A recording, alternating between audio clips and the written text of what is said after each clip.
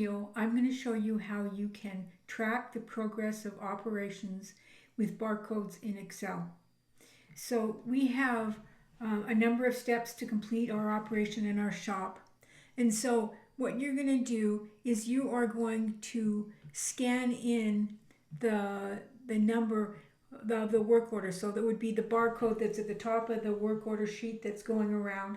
What you would do is you would scan it in. So I'm going to copy this, but it's exactly the same as scanning it. So I'll copy it here and say that we're ready to do pre-machining on here. So I'm going to go under pre-machining and I'm going to go Control V, and automatically it gives you the date. I recorded, this is the 2nd or the 9th of February that I'm doing, but all of these other ones have changed because this came in on the 5th, and it's only supposed to take 2 days, and it's 4 days. And the same thing with this, it's checking the number above here, and if it's more than that since to today, then this will turn red to say that we're behind on this.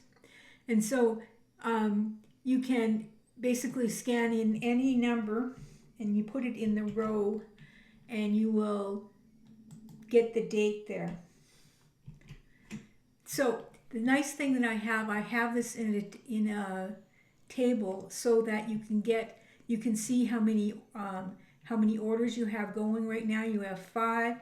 You have 4 have gone through receiving, and you only have 1 in these 2 operations, and in pre-machining you have 3. So you can keep track of what's going on. So let me show you the code. So what we're going to do is we're check the last date is basically what I'm saying here. So I'm saying work order as a string, and work order is basically the barcode that you're using. Now the actual column is where you scan this into, so we get the actual column and the actual row, and those are long. And so here we're saying active cell is the column is where you are, and the row is which row you're in.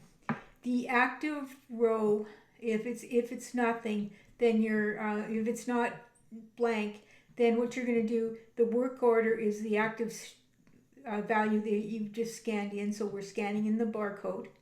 And if the active sheet, active row 2, and that's where the list of work orders are, if you're on the right row, then the active row and active column select, and the number format is month and day, and then it's going to put the date in there. Now what it's going to do is it's going to call checkdate, and what checkdate is it's going through each of the rows in the table, and it's looking for the last blank, the last cell that's not blank. So it's looking for the most recent date that's put in there, and if it's greater than 3, so that we're not in the work order and the customer name and that thing, so we're in the actual date or the actual steps, then what it's going to do is if the last cell value plus the date on the top, the date that we have above our operation is less than today, then it's going to turn it red. It's going to indicate that you're behind on that.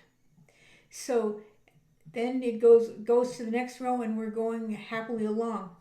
The nice thing about having it in a table is that if you have a large number of items in there and you're trying to find them in a hurry, you can just select the one you're looking for, and you can just bring it to the top, and then you know that you're hitting the right line when you're copying in another item. So for example, I would Control C this and put it in here, and there you go. We're all good here. I will of course include the code in the description of my video. Please subscribe.